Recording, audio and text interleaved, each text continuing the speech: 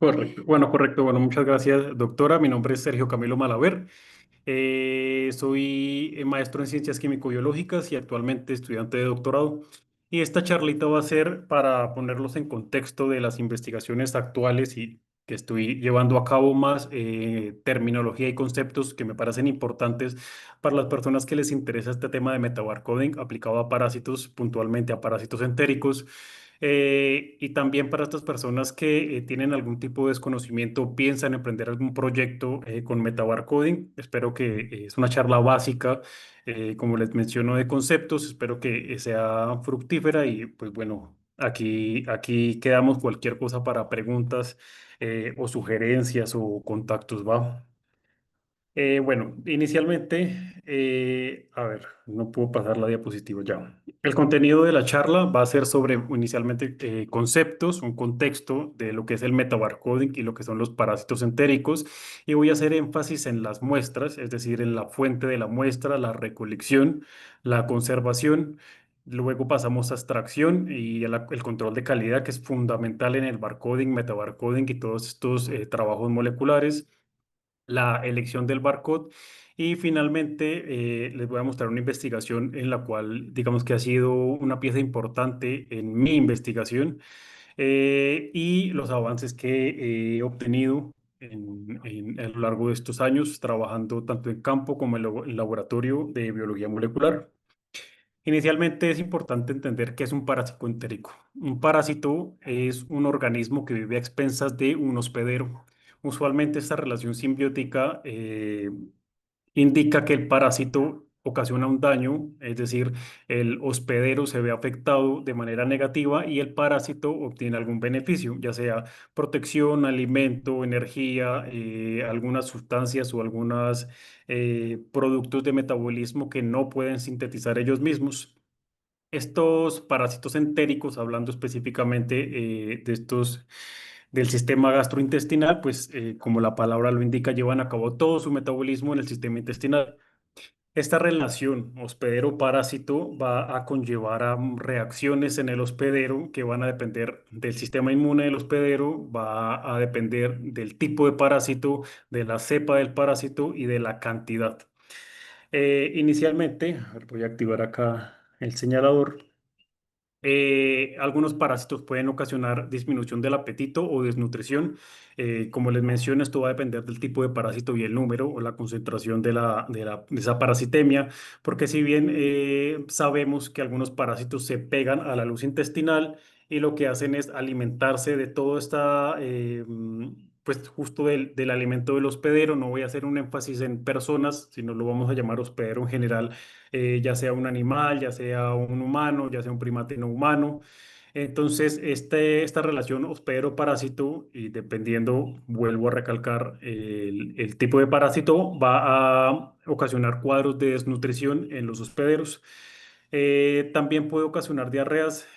Algunos parásitos tienen la capacidad de poder atravesar la mucosa intestinal, poder causar microhemorragias, microperforaciones, y es en donde este recambio de nutrientes y de minerales, sodio, potasio y demás pueden ocasionar diarreas desde sanguinolentas, diarreas osmóticas que van a agravar este cuadro de desnutrición o de deshidratación. Tenemos también una disfunción en este ambiente entérico. Como ya lo menciono, algunos parásitos pueden romper, pueden afectar estas criptas intestinales, pueden afectar estas células del intestino, ocasionando un cambio no solamente en la fisiología del intestino, sino un cambio en la microbiota, que es el siguiente punto, que es la perturbación. Se ha visto, es claro ahora que esta interacción entre parásito, hospedero y microbiota es importante porque algunos parásitos interactúan disminuyendo algunos grupos de bacterias que son benéficos o que se han visto que proveen alguna ventaja o alguna función específica en el hospedero. Entonces, esta afectación de la microbiota también va a afectar qué tanto puede un parásito establecerse o no. Tenemos por otro lado inflamación, como vuelvo por acá a esta interacción o ruptura de barreras físicas en el sistema intestinal y también algunos como factores de patogenicidad que tienen algunas bacterias, algunos parásitos, perdón, que van a ocasionar una respuesta inmune, una respuesta de citocinas inflamatorias que van a inflamar todo el sistema intestinal, pues porque pues el cuerpo lo sabe, el intestino lo sabe y hay un invasor, hay un patógeno allí. Y por último, la anemia. En algunas ocasiones, algunos parásitos tienen la capacidad no solamente de estar en la parte intestinal, sino de migrar a algunos órganos, algunos tejidos y causan mini o microhemorragias que pues van a afectar al hospedero. Eh, en algunos casos, esto es un estudio realizado que se publicó en Trends Parasitology, se ha identificado que la exposición temprana a parásitos en niños afecta no solamente su condición física, es decir, no solamente se ha visto una relación entre la menor talla de niños que han sido blanco de esos parásitos entéricos a edad temprana, sino que se ha visto afectado también su naturaleza o su capacidad intelectual. Aunque si bien todas las personas, y hablo también de todos los animales, son susceptibles a este tipo de parásitos, algunos blancos, hablando puntualmente de humanos, son más susceptibles a estos parásitos, como lo son los niños menores de 5 años y, perdón, y pacientes con sistema inmune comprometido. En ocasiones, o bueno, en pacientes que tienen sistema inmune sano o se encuentran, digamos que sanos, hablando integralmente en salud, estas infecciones pueden llevar a cabo, pueden producir inflamación, dolor, diarreas que usualmente se controlan o se autolimitan a los 3 o 5 días, dependiendo de la gente, pero en el caso de los niños y los pacientes con sistema inmune comprometido, puede llegar a ocasionar la muerte. Existe una gran forma de clasificar estos parásitos, pero de manera general vamos a clasificarlos en protozoarios y helmintos.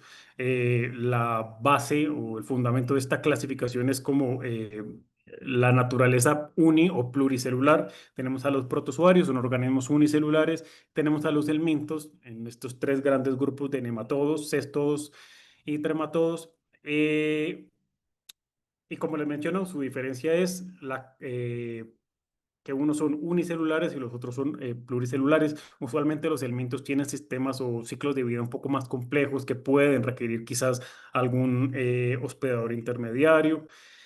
Y estas observaciones o esta investigación actualmente en clínica, bueno, digamos que no es una herramienta principal porque ya en algunos hospitales o en algunos centros han migrado a la parte molecular, pero esto es como su forma de evaluar o clasificar o diagnosticar más frecuente, que es un coproparasitoscópico.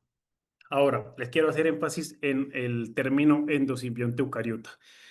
Investigaciones actuales han demostrado que estos organismos eucariotas que se encuentran en los intestinos, ya sean del humano o de los animales, en algunos casos incluye organismos eucariotas que no son parásitos, es decir, no están ocasionando algún daño en el hospedero, sino que son comensales y que hacen parte de este microbioma. Es por eso que nos desplazamos al término endosimbionte eucariota y son todos los organismos eucariotas que viven dentro de un hospedero y que interactúan con el microbioma. Esto es una tabla o es un cuadro que quiero que vean para que entiendan todo este complejo de endosimbiontes eucariotas y la cantidad y la diversidad que puede haber de organismos. Tenemos un poco más de 60 géneros que incluyen organismos que afectan a los humanos y a los animales y más de 390 especies. Tenemos, por ejemplo, a Giardia, Cryptosporidium, Blastocystis, Ciclospora, Entamebas, Ascaris. Tenemos también por acá un organismo que es, aunque es hongo, es evaluado o es estudiado por la parasitología, que son las esporas de los eh, esporas microsporidiales. Este cuadro o esta diapositiva muestra el impacto o muestra, digamos que el papel o la función que puede tener algunos organismos eucariotas, ya sean como parásitos, comensales mutualistas u oportunistas. Dentro de estos organismos vamos a encontrar parásitos que afectan netamente a los animales, es decir, son de importancia en salud veterinaria o de producción, como lo son, bueno, aquí enfoque en parásitos de aves, porque pues, es el proyecto en el que yo estoy trabajando actualmente.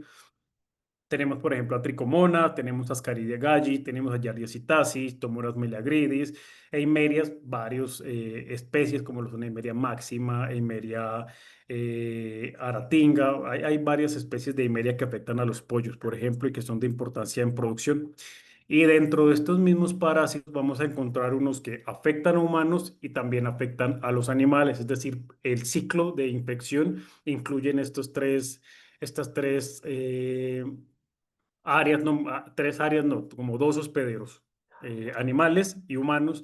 Y algunos ejemplos son varias especies de Cryptosporidium, como lo son Parvu y Meleagridis, Giardia duodenalis, Encephalistozoon helen y Encephalistozoon cuniculi. Estas dos especies son esporas necrosporidiales. Estas se han demostrado que están presentes, por ejemplo, en las aves de producción, aves como mascotas y afectan a los humanos. Eh, Quiero hacer también un énfasis en la manera en que se evalúan, ya sea hace muchos años o como se comenzó a estudiar la parasitología y lo que actualmente se está trabajando, estas nuevas herramientas que vienen, digamos que de manera avanzada, saliendo nuevos técnicas para poder establecer o estudiar estos parásitos. Tenemos por un lado la microscopía, ¿no? Y la microscopía reforzada o basada, por ejemplo, en tinciones que son específicas y en algunas ocasiones son estándar de oro. Tenemos técnicas de concentración que nos permiten eliminar este detritus o todos estos artefactos que podrían afectar la observación del parásito. Entonces, todo esto apoya o refuerza esta microscopía que pues es muy valiosa y más si la podemos combinar, por ejemplo, con técnicas modernas.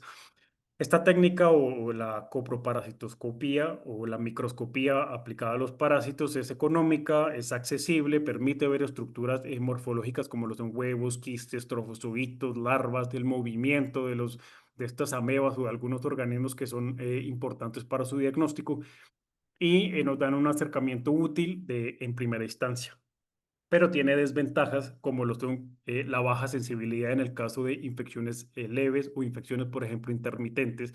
Ya sabemos que estos parásitos no se eliminan en las heces de manera frecuente, tienen algunos ciclos de eliminación, entonces va a afectar el diagnóstico tanto en animales como en humanos. No es fácil diferenciar entre especies, de hecho en algunos casos no es posible hacerlo, en algunos casos permite, por ejemplo, algunas características morfológicas diferenciar y requiere un personal entrenado. En algunos casos más que otros. Por ejemplo, tenemos a blastocystis, es un parásito complejo y complicado en algunas ocasiones de identificar, se necesita mucho entrenamiento, pero tenemos por otro lado parásitos, por ejemplo, como Cryptosporidium, que con una tinción digamos que es un estándar de oro, determinante y es positiva este hallazgo. Luego pasamos a estas técnicas como de primera generación que implican PCR variadas, como son PCR multiplex, sanidades, PCRs en tiempo real, en RFLP, y nos dan algunas ventajas como son alta sensibilidad y especificidad. Nos permiten diferenciar especies y genotipos y nos permiten también detectar coinfecciones en algunos casos. Y quiero hacer énfasis y es que esas coinfecciones no existen como unos kits o no existen a veces protocolos o hasta ahora se están diseñando para algunos parásitos. Es decir, tenemos que diseñar un protocolo para coinfecciones y no es que una sola prueba de PCR me permita, o sea, ya estándar me permita identificar, no sé, 5, 6, 7, por lo menos de parásitos. Sé que de bacterias sí existen.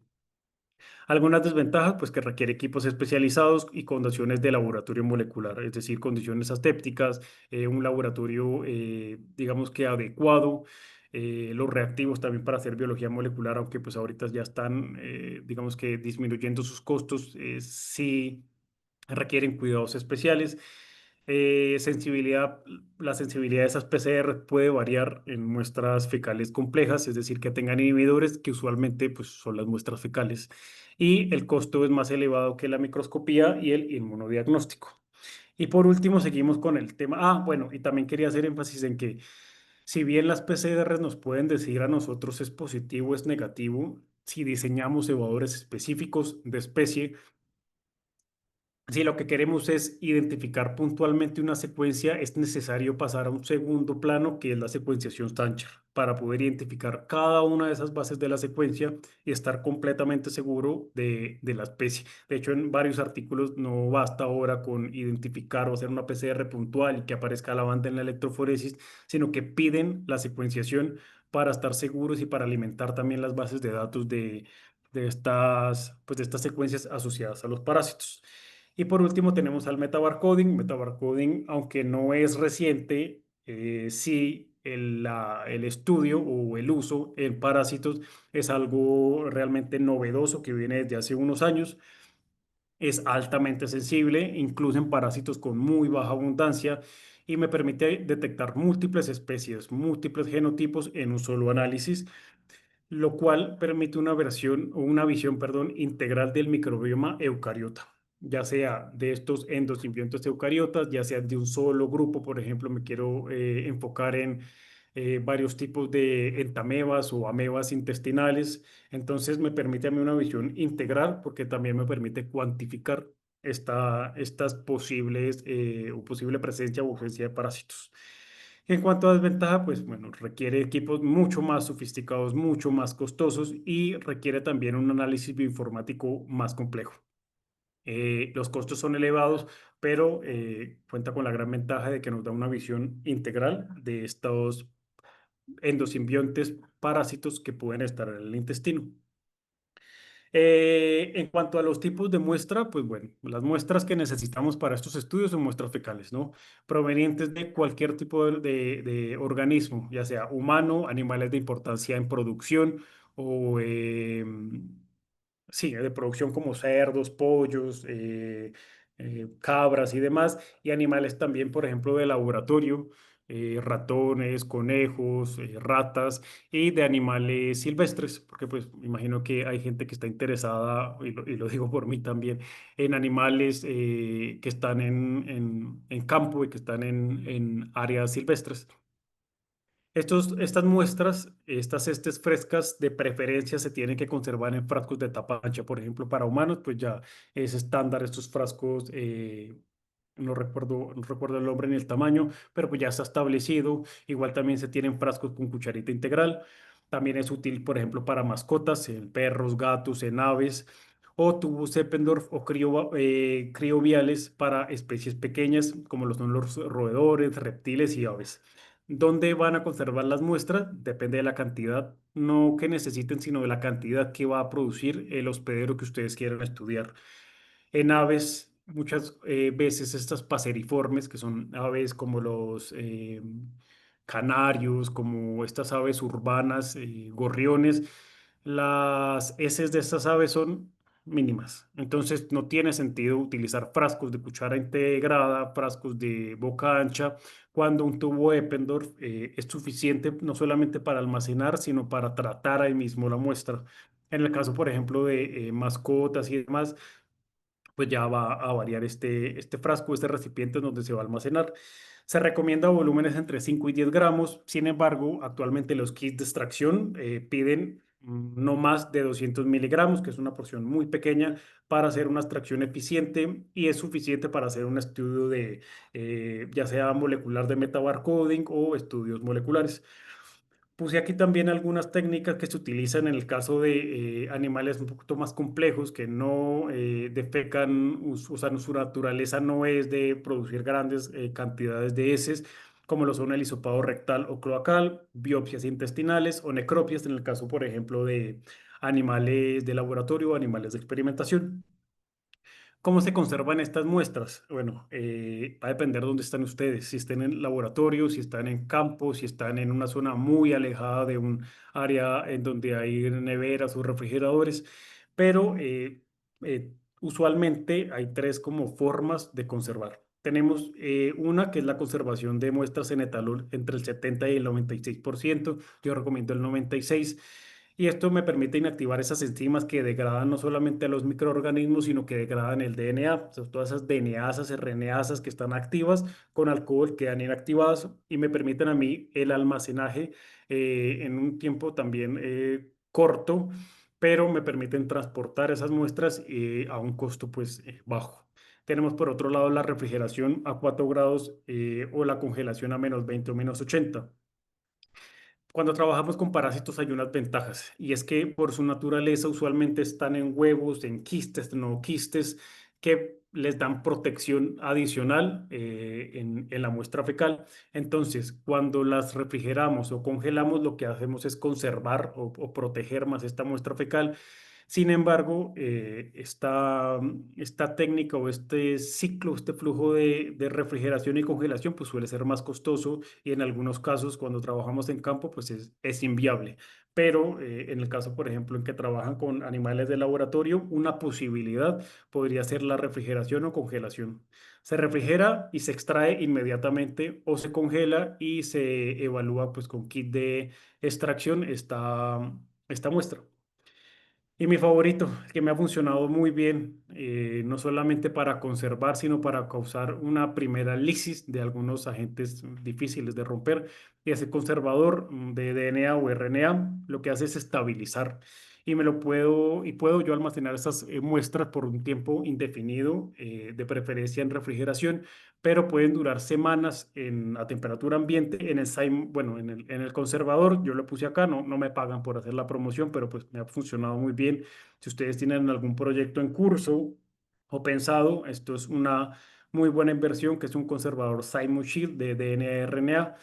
Como menciono, no solamente protege, sino que ayuda a una lisis, ayuda a que al final cuando vamos a checar el DNA, es un DNA íntegro, un DNA robusto que me permite a mí o me facilita todo el trabajo después de PCRs y secuenciación y demás. Para la extracción, bueno, extracción tenemos inicialmente fenolcloroformo, ¿verdad? Pero de preferencia, cuando vamos a hacer secuenciación, barcoding, metabarcoding, es mejor utilizar kits de extracción. En algunos laboratorios hacen fenolcloroformo con lavados muy, muy buenos que logran limpiar muy bien la muestra, pero de preferencia, si pueden utilizar kits, es perfecto. ¿Y qué tienen que evaluar en estas muestras extraídas? Tienen que evaluar, uno, la calidad. La calidad se evalúa con un espectrofotómetro o hay aparatos un poco más específicos que evalúan exactamente la cantidad de DNA, no solamente como todo lo que se lee a 260 o 280, pero pues va a depender del laboratorio que ustedes tengan. La concentración del DNA también es súper importante, también se hace en espectrofotómetro o si ustedes no tienen un laboratorio pues que cuente con estos aparatos, con una electroforesis es suficiente siempre y cuando ustedes evalúen el marcador, vean la intensidad y el tamaño, la concentración que viene de la banda de la escalera o del láser. Usualmente dicen como se aplican 2 microlitros, la banda de 1000. Si se ve de tal manera, tiene una concentración aproximada de tantos nanogramos. Con eso ustedes pueden hacer una estimación.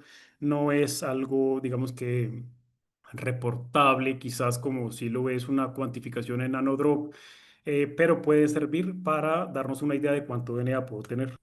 Tenemos por último, no, como tercera variable la integridad. Y la integridad, acá hay un trabajo bastante bueno del Banco Nacional de ADN Carlos III, en donde nos mencionan a nosotros, dependiendo de la electroforesis, si vemos una banda compleja o de alto peso, si vemos un SMERSH, si vemos una concentración muy baja de bajo peso, ¿cómo podemos clasificar esta qué? Esta integridad del DNA.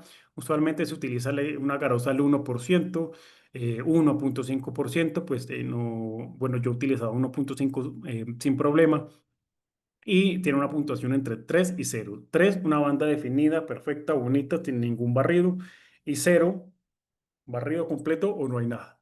Porque es posible que en algunos casos no obtengan DNA, ya sea por una mala praxis o porque es una muestra muy compleja que no se conservó bien. Y por último, nosotros hemos realizado unas amplificaciones control. ¿Por qué? Porque si bien la calidad nos puede salir óptima, la integridad correcta, la concentración adecuada, puede ser que, o bueno, no hay forma de evaluar si hay algún tipo de inhibidor que me pueda estar o que me pueda secuestrar la muestra e impedirme amplificaciones. Es por eso que hemos utilizado, por ejemplo, amplificaciones del 16S.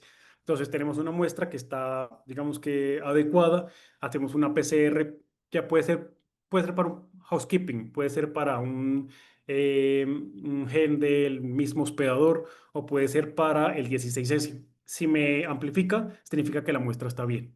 Significa que la muestra no tiene inhibidores y una PCR se puede llevar a cabo digamos que en condiciones óptimas. Este cuadro de acá lo diseñamos nosotros para el trabajo, dependiendo de la concentración, integridad, relación 260-280, si amplificaba o no una PCR control, entre satisfactorias, aceptables y deficientes. La concentración y la relación las va a dar quien a ustedes les va a secuenciar la muestra. Muchas empresas les piden a ustedes concentraciones de 40, 50 nanogramos o por microlitro, unas les aceptan 10, 20, entonces depende de quién va a hacer esa secuenciación y estas condiciones.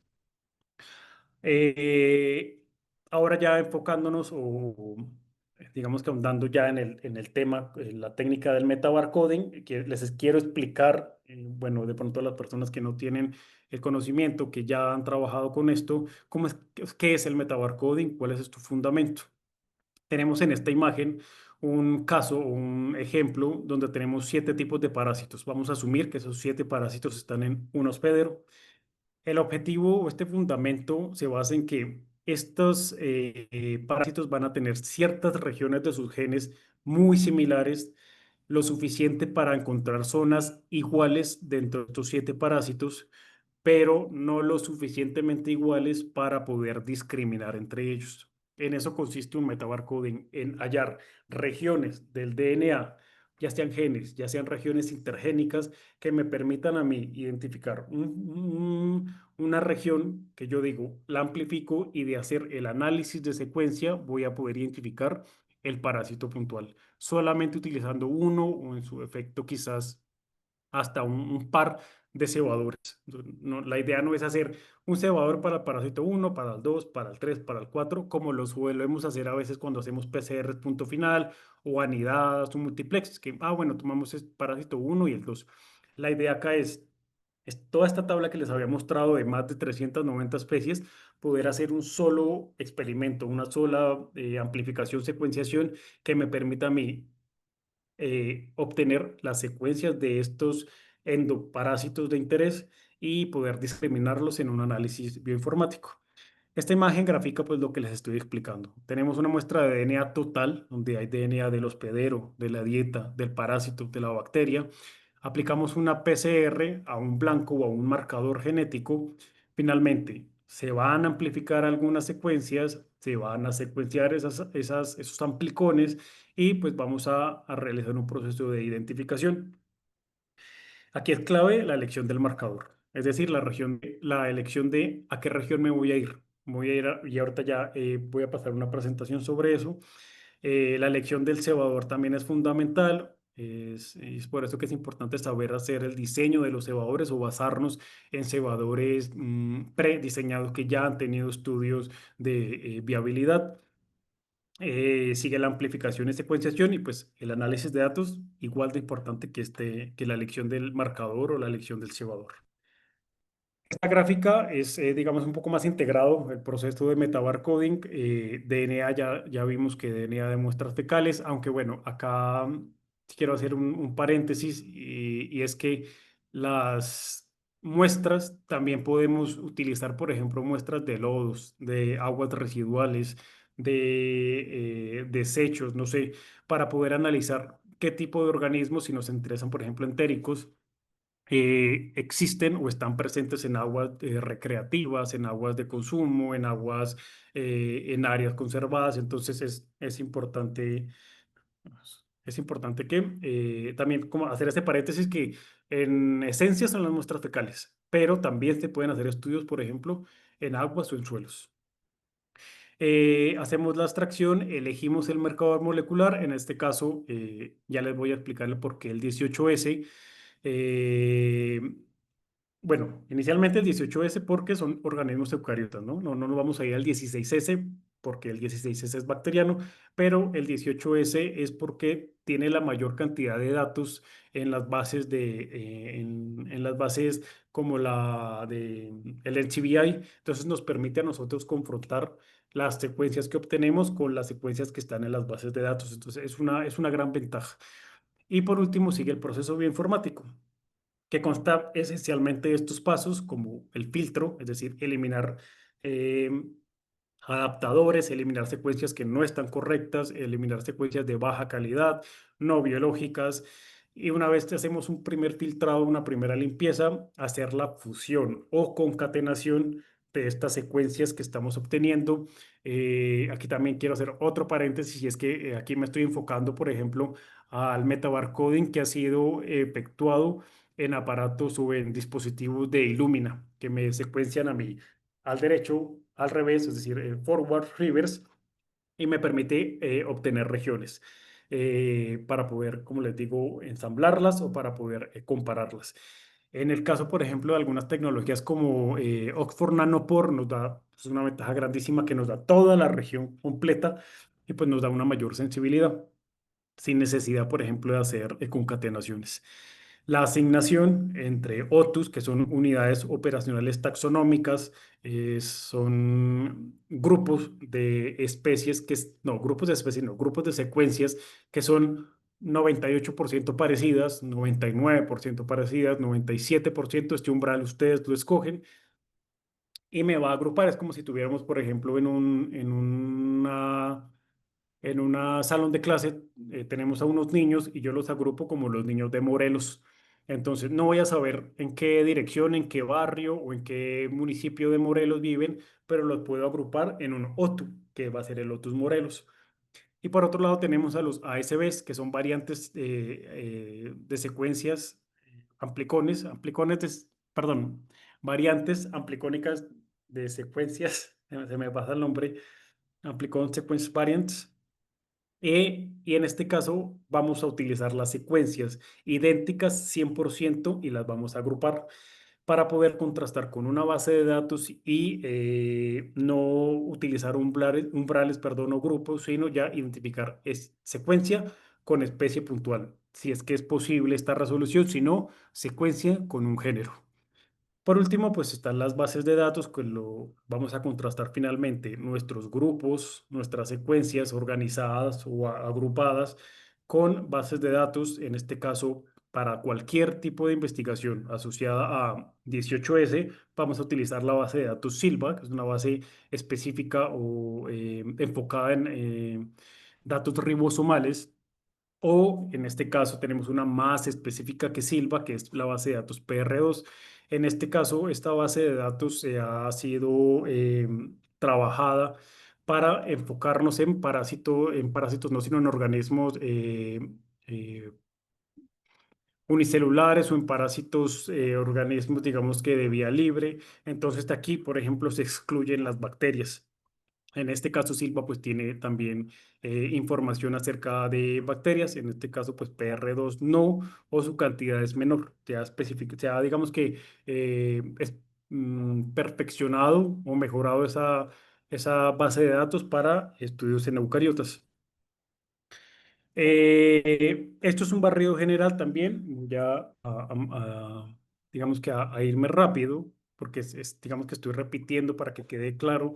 Hacemos la extracción, eliminamos las secuencias que no son de buena calidad, hacemos la amplificación, por ejemplo, en este caso con un secuenciador de Illumina. Ahora hacemos la amplificación como una PCR normal. Las que se amplifican las vamos a secuenciar con el secuenciador de Illumina y vamos a evaluar la calidad. El control de calidad que me va a decir qué tan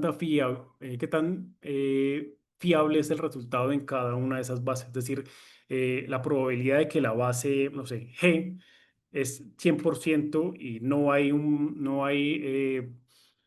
posibilidad de que sea una A o una T. Para esto utilizamos programas como FastQC, por ejemplo, o Multifast, que me ayudan a evaluar dentro de esta secuencia de toda la región qué región se comporta de una manera óptima o tiene datos de una muy buena calidad o cuáles definitivamente pues, no son confiables. Una vez hacemos el control de calidad, vamos a hacer filtros y la unión. Hay también varias herramientas como lo son KM2, PandaSec y demás, pues todos se utiliza, bueno, yo me he enfocado o he utilizado todo en Ubuntu, utilizando la terminal de Linux. para hacer todo el análisis, todo el ensamblaje de secuencias, todas las filtros y demás. Por último, tenemos otra plataforma o algoritmo que es Dada2 y Dada2 me va a asignar ASBs. Recuerde que son variantes de amplicones, es decir, la secuencia uno solamente se va a agrupar si hay más secuencias idénticas, el 100% de esa secuencia. Y contrastamos con Silva, PR2 y finalmente, bueno, KIME nos ofrece a nosotros una ventaja y es que nos permite graficar, por ejemplo, esos diagramas de barras, nos permiten hacer una comparación de diversidad alfa o diversidad beta, aunque también existen otras herramientas, por ejemplo, como RStudio, otras herramientas que nos permiten también hacer estos gráficos o estos análisis. KIME me parece que es muy fácil. Ahora, ¿por qué les mencionaba yo el análisis o la investigación en base al 18S? Una autora en 2024 publicó en la revista Nature, la autora es Owens y colaboradores, eh, ¿qué marcadores se utilizaban para estos parásitos? Como les mencionaba, un marcador es esa región del DNA que me interesa evaluar, que me permite a mí integrar o evaluar múltiples blancos, múltiples parásitos en una sola reacción. Y existen varias regiones como la citocromo oxidasa 1, por ejemplo, varias regiones que apuntaban a genes mitocondriales, pero se identificó que gran parte de los trabajos estaban enfocados en el 18S. Ahora, si hacemos un zoom en el 18S, que es un gen ribosomal, vamos a encontrar regiones hipervariables y regiones normales. Esas regiones hipervariables son las que nos sirven a nosotros para poder identificar parásito 1 y parásito 2.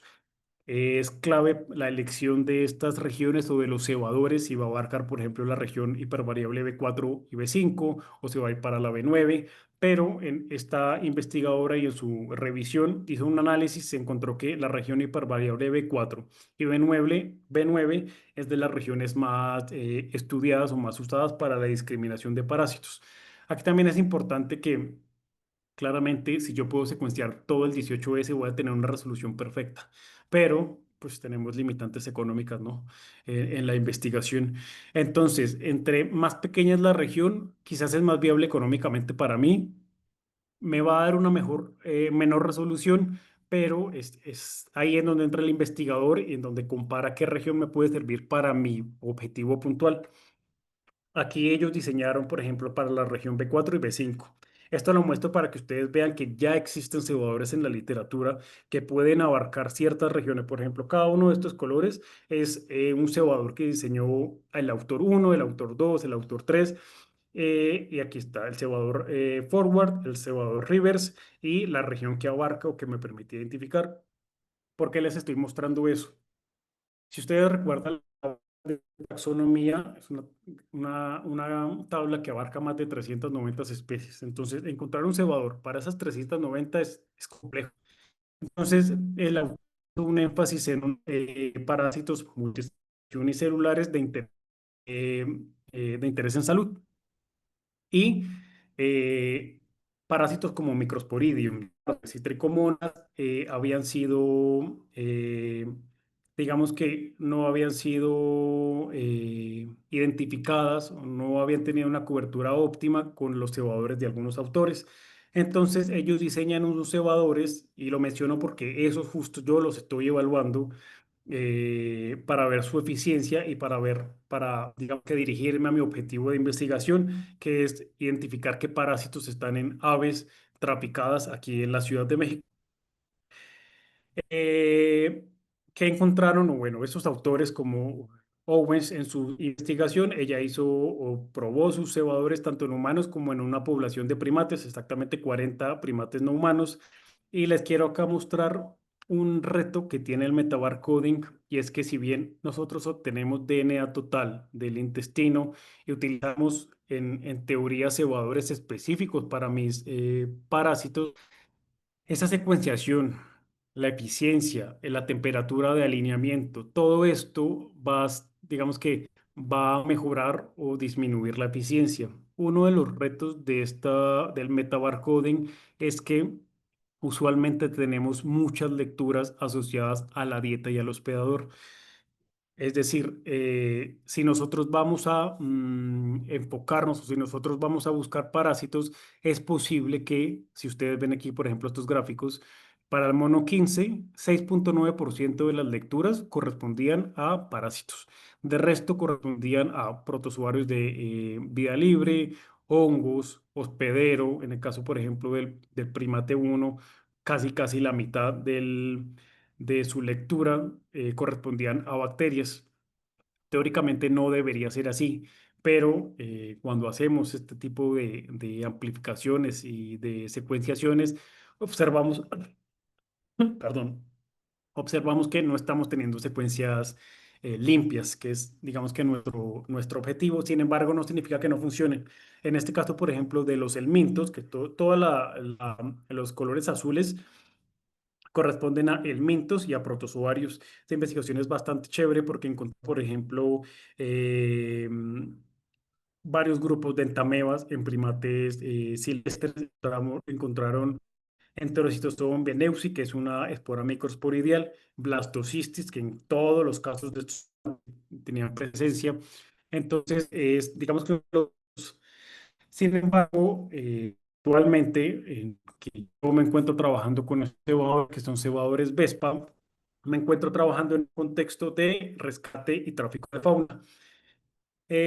Mi trabajo consiste en hacer el muestreo en los mercados en donde los animales no son de origen legal, zoológicos y centros de rescate en donde hacen estas pesquisas o incautaciones de los animales traficados, evaluar usando metabarcos y también herramientas como PCR multiplex, PCR de punto final, qué parásitos están presentes, qué parásitos representan riesgo. ¿Qué hemos encontrado nosotros hasta el momento? Bueno, eso es una comparación que hicimos entre las dos bases de datos y si ustedes se dan cuenta, por ejemplo, dependiendo de la base de datos que se utiliza, esta muestra, que es la muestra MK8, no alcanzó a ver, bueno, la muestra X, utilizando una base de datos, resulta que menos del 40% corresponde a organismos eucariotas, pero utilizando la base de datos Silva, casi el 80% más el 90% corresponde a organismos eucariotas. Es uno de los trabajos que estamos escribiendo actualmente, que es una comparación de bases de datos y el impacto que tiene en la respuesta o en la taxonomía que va a encontrar finalmente. De estas muestras que trabajamos nosotros, que vamos a secuenciar por Illumina, se descarta. ¿Por qué? Porque hacemos un segundo filtrado para parásitos de interés. En este caso, esas tres no presentaron parásitos de importancia o de interés utilizando la base de datos PR2. Sin embargo, utilizando la base de datos Silva, dos muestras más fueron descartadas. Entonces, este es un trabajo que estamos llevando a cabo de comparación o de armarnos nuestras bases de datos para poder hacer el match con las ASVs que se obtienen después del proceso bioinformático. Esta gráfica nos muestra a nosotros de las muestras positivas, por ejemplo, el origen. En azul está el origen, aves que llegaron de rescate, en naranja están las aves que se encuentran en los zoológicos y en verde las aves que se encuentran en los mercados. Vemos por acá de parásitos zoonóticos encontrados, vemos aquí un alto, digamos que una coloración amarilla que indica que hay presencia bastante importante de esos parásitos. Y si ustedes se fijan, todos, casi todos, están en los mercados.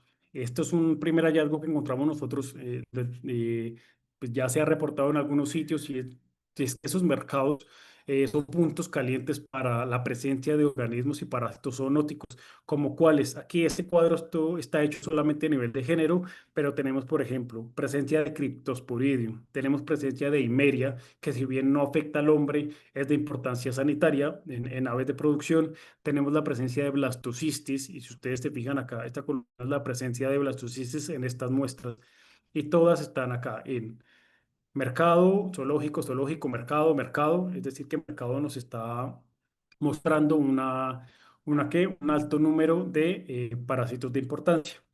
De los 26 géneros que encontramos, 21 de estos eran protistas y 4 eran helmintos. De esos parásitos que encontramos, 15 géneros corresponden a parásitos de vía libre, perdón, corresponden a organismos parásitos como tal, y 11 a organismos de vía libre. Y finalmente, en cuanto a la importancia, tenemos de estos hallazgos encontramos seis géneros de importancia veterinaria, usualmente, o bueno, los que encontramos estaban asociados al mintos, por ejemplo, tenemos a Capillaria o a Corona Cantum, y tenemos cuatro géneros asociados con potencial zoonótico como Crypto, Blastocystis. Se me escapan los otros dos de importancia zoonótica y tres parásitos que han sido asociados a insectos. Eh, Esto fue ya terminando, porque creo que ya se me pasó el tiempo. Terminando, hicimos una comprobación de las secuencias obtenidas por este proceso bioinformático con un BLAST y una identificación que nos diera el 100% de match. Y encontramos, por ejemplo, presencia de blastocystis subtipos 7 y 6. Son blastocystis zoonóticos. Por lo menos el 7 que están presentes en humanos y están presentes en aves. El 6 no ha sido, no estoy seguro si ha sido reportado en humanos, pero encontramos, por ejemplo, a gallinas de Guinea, patos, pavos y a Aguililla cola roja, que el nombre de la especie es Parauteu unicinctus, con presencia de blastocystis subtipo 7, presentando quizás un potencial o un posible riesgo, un posible foco para contaminación o infección de blastocystis subtipo 7. ¿Cuándo ocurre esta infección? Las personas que hacen el mantenimiento de las jaulas, que hacen las limpiezas, en el caso del tráfico, las personas que trafican o que hacen la captura, el hacinamiento, la infección, por ejemplo, que puede tener, bueno, no sé qué tanto en cuanto a tráfico de fauna ustedes conocen, pero usualmente se hace un punto de acopio de muchísimas especies. Entonces hay hacinamiento usualmente del águila, del búho, de la lechuza, y tenemos luego un reptil y tenemos luego un tigre. Y estos parásitos, como en el caso de Blastocystis, se ha visto que algunos subtipos son, digamos que de amplio espectro de hospedero. Encontramos también, por ejemplo, la presencia de Cryptosporidium bailegi, que no tiene importancia sanitaria en humanos, en patos y en Mimus polyglutus. Y por último encontramos a Parvum, que sí tiene importancia zoonótica, afecta a niños, afecta a los humanos, provoca cuadros de diarrea grave en palomas vendidas en los mercados y en agapornis. Bueno, ya con esto concluyo. Espero que pues haberles dado como un repaso de lo que estoy haciendo, de algunos conceptos importantes de metabarcoding y pues nada, aquí dejo nuevamente mis datos de contacto para cualquier pregunta, cualquier duda, cualquier sugerencia en lo que se podamos trabajar. Yo siento que acá, bueno, yo soy de Colombia, pero estoy trabajando en México con este proyecto, pero esta región del Caribe, toda esta región de Latinoamérica, compartimos problemáticas como el tráfico, como los parásitos. Entonces yo siento que, digamos que podemos fortalecer este campo nosotros con estas nuevas técnicas. Y bueno, espero no haberme excedido y nada, los quedo atento a algunos comentarios y demás. Bien, felicitaciones Camilo, una excelente ponencia. Acá sí hay algunas Gracias. preguntas.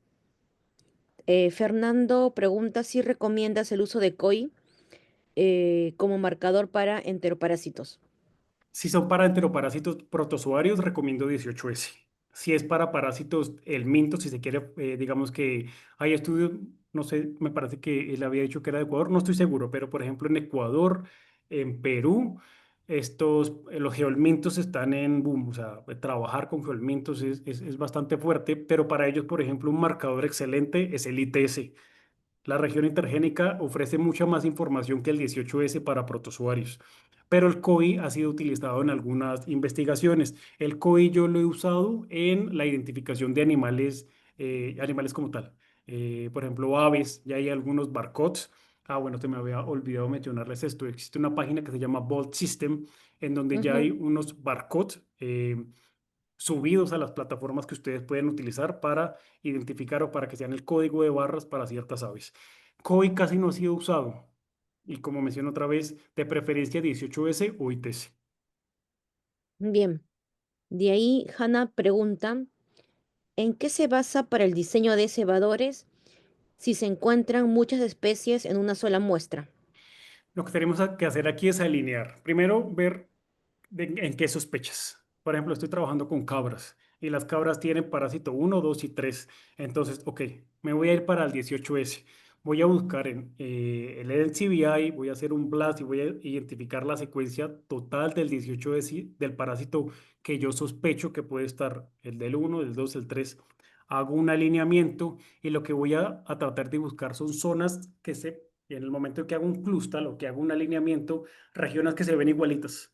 No sé, Te me baso escucho. en esas regiones para el diseño, para que al final, bueno, y también tiene que ver que sean las regiones flanqueantes o las regiones de los extremos igualitas, pero que también tú puedas ver que en el residuo, no sé, la posición 28, resulta que para el parásito uno hay una T, para el parásito 2 hay una G, para el parásito 3 hay otra T, pero hay otras regiones que me ayudan a discriminar. Entonces, lo que tienes que hacer es alinear, es identificar qué parásitos quieres buscar, qué marcador, por ejemplo, el 18S, el COI, el ITS, no sé, el gen de lactina. O sea, hay que checar qué región me puede dar esa información, hago el alineamiento de mis especies o, por ejemplo, de las subespecies, porque puede que quieras identificar subespecies, y hago ese diseño, teniendo en cuenta que compartan en la misma región o si bien no, si no es 100% idéntica, que sean muy parecidos porque también puedes diseñar, por ejemplo,